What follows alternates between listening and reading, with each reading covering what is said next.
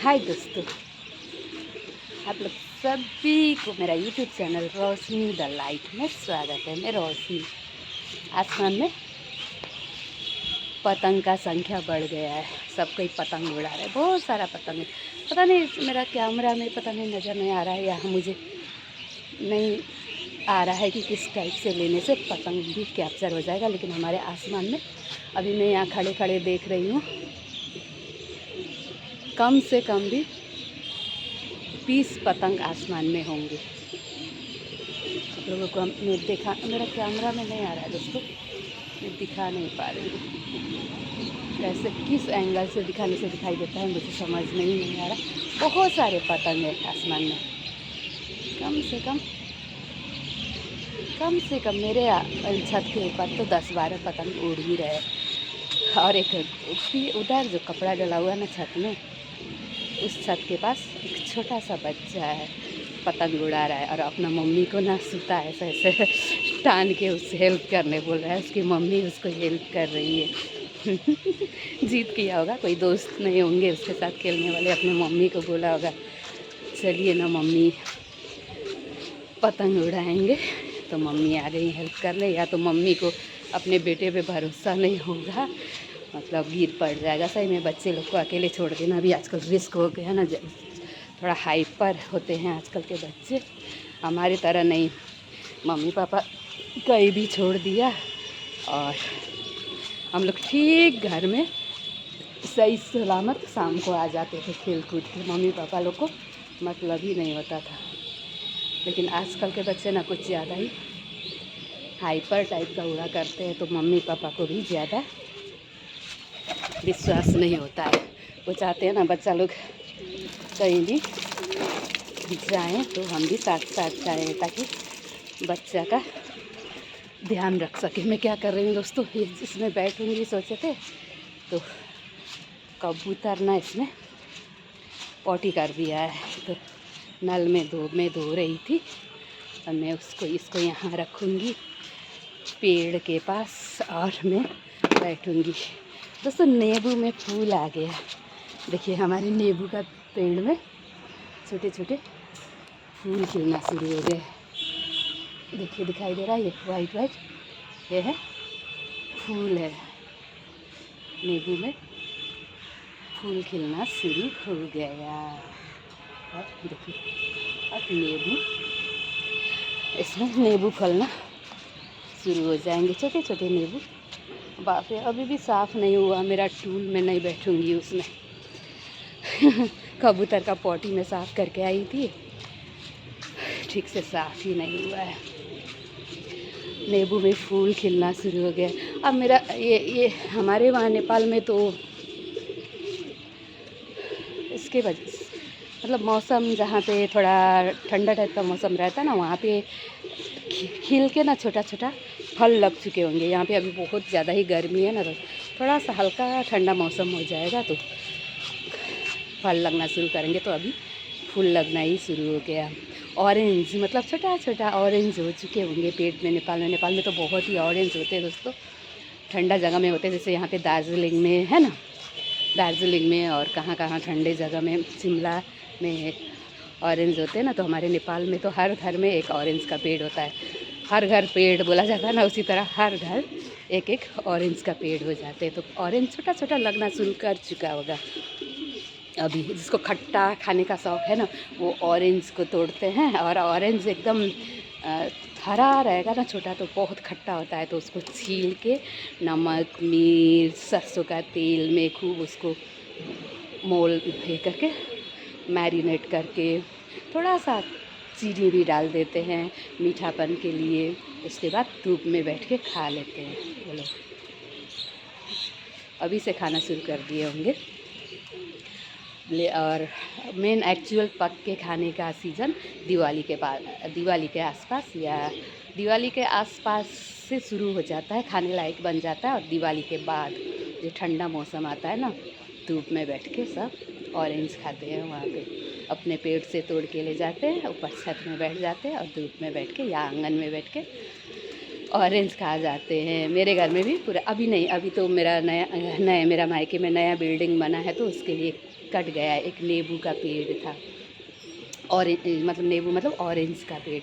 तो हम लोग भी वैसे ही करते थे, नीचे धूप में जाते थे और तोड़ तोड़ के नीचे ही बैठ के ऑरेंज तोड़ के खा के चले आते। और बड़ा वाला जो पोमेलो, जिसको महताबी नींबू बोला जाता है, बड़ा बड़ा पोमेलो, आप लोग क्या बोलते हैं उसको, बड़ा बड़ा जो होता है, वो भी नेपाल में वो पोमेलो होता है ना, महताबी नींबू, जो बड़ा बड़ा नींबू जो जिसको छील के खाया जाता है, बड़ा बड़ा जो होता है। मार्केट में देखिएगा वो छील के या ऐसे ही भी बिक्री का, बाहर का छिलका छील के भी बिक्री करते हैं और पूरा छील के भी बिक्री करते हैं और लोग खरीद के खाते हैं, नमक मिर्च छीट के। तो उसी टाइप का पोमेलो का पेड़ भी हुआ करता था हमारे घर में।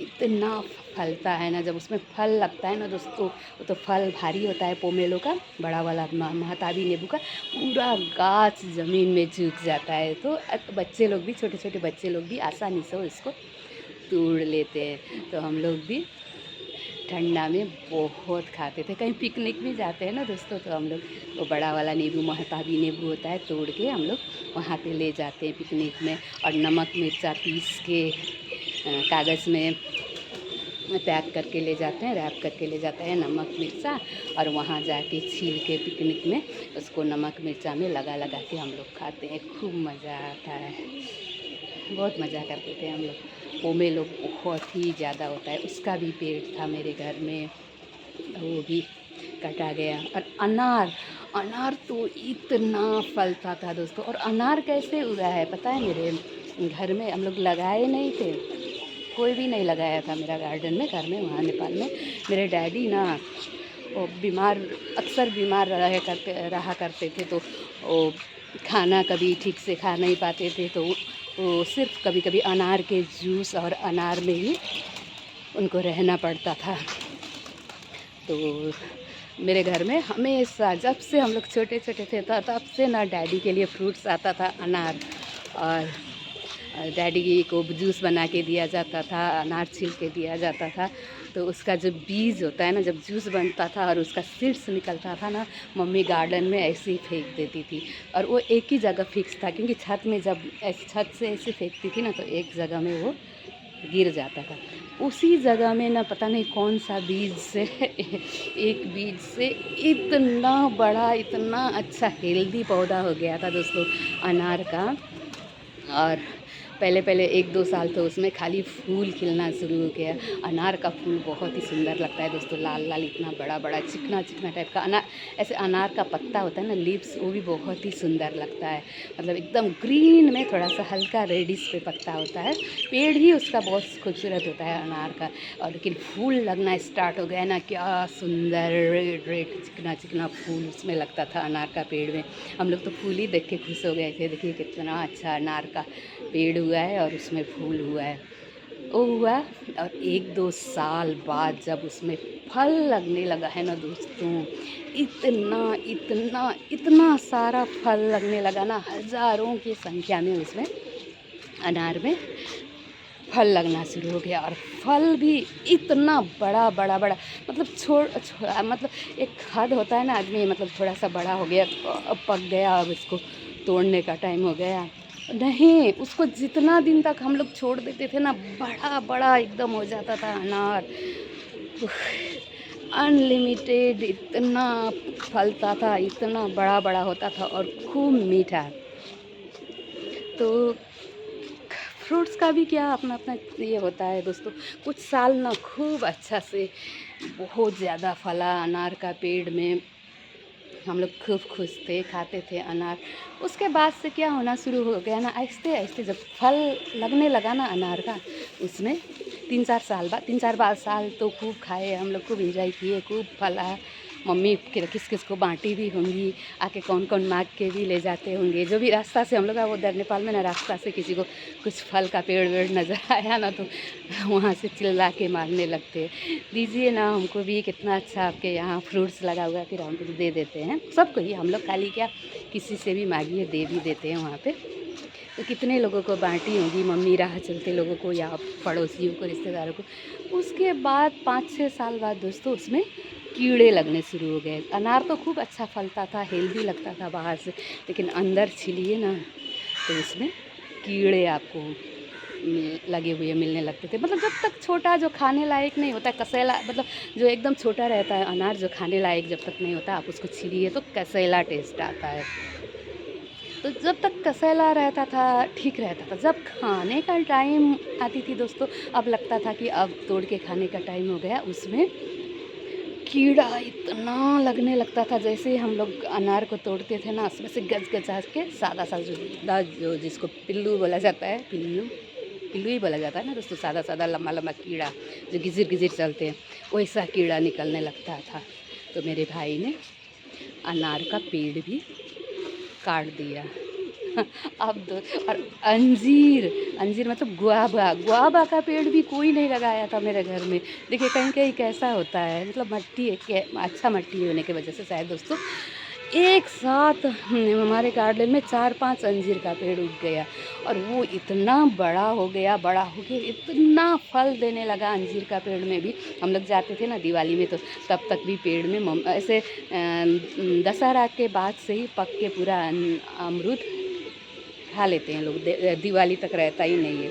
और वो जो अमरूद भी राह चलते हुए लोग मांग लेते थे। हमारे घर में और भी टेनेंट लोग रहते हैं, वो लोग सब तोड़ तोड़ के खाते थे।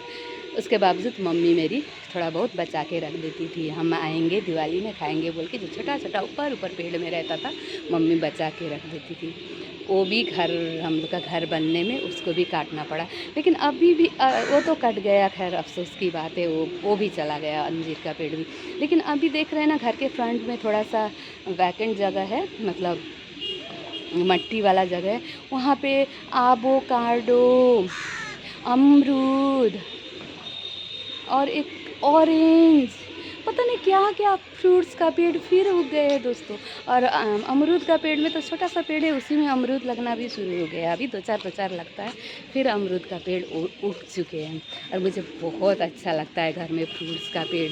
बचपन में ना किसी और के घर में जो फ्रूट्स का पेड़ देखते थे, जो मेरे घर में नहीं है, मुझे बहुत लालच लगता था। मुझे ना दादी माँ के ऊपर गुस्सा लगता है। दादी माँ इतना सारा पेड़ लगाई फ्रूट्स का, तो वो वाला फ्रूट्स का पेड़ हमारे गार्डन में क्यों नहीं लगाई। मैं ये वही सोचती थी कि जो फ्रूट्स, हमारे घर में भी बहुत सारे फ्रूट्स थे, लेकिन जो फ्रूट्स का पेड़ मेरे घर में नहीं होता था और दूसरे के घर में होता था, मैं अंदर ही अंदर दादी माँ के ऊपर खिसी आती थी, दादी माँ क्यों ये वाला फ्रूट्स का पेड़ मेरे घर में नहीं लगाई।